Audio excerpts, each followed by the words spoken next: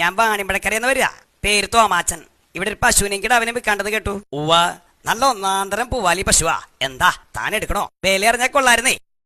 പാച്ച, അതിന്റെ വില അങ്ങോട്ട് പറയാ. പശുവിന് 3000, കിടാവിന് 500, അങ്ങനെ മൊത്തം 3500 രൂപ. അയ്യോ, അത് ഇത്തിരി കടന്ന വിലയല്ലേ തിരുമേനി. എന്നാ പിന്നെ ഒരു കാര്യം കൂടെ ചെയ്യാം.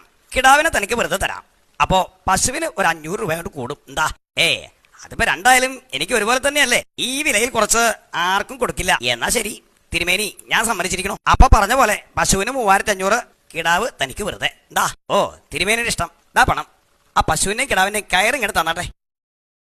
തിരുമേനി, ദേ ആ തോമാച്ചൻ വന്ന് നിൽക്കുന്നു. പശു ഭയങ്കര കരച്ചിലാണെന്ന്. ഓ ശിവ ശിവ, ഇല്ലത്തുനിന്ന് മാറി നിന്നിട്ടാവും. എന്റെ ഗോമാതാവേ, എന്റെ തിരുമേനി, ഈ പശുവിനെ കൊണ്ട് ഞാൻ ചുറ്റിയിട്ടാ. ഒരു കാര്യം ഇങ്ങോട്ട് ചെയ്തോളൂ. പശുവിനെയും കിടാവിനെയും ഇങ്ങോട്ട് എടുത്തിരിക്കണു. തന്റെ കാശ് അങ്ങോട്ട് തരാം. അതെങ്ങനെയാ തിരുമേനി? കിടാവിനെ എനിക്ക് വെറുതെ തന്നതല്ലേ. ദേ, ഈ പശുവിനെ അങ്ങോട്ട് വാങ്ങിയിട്ടേ 3500 രൂപ തിരിച്ച്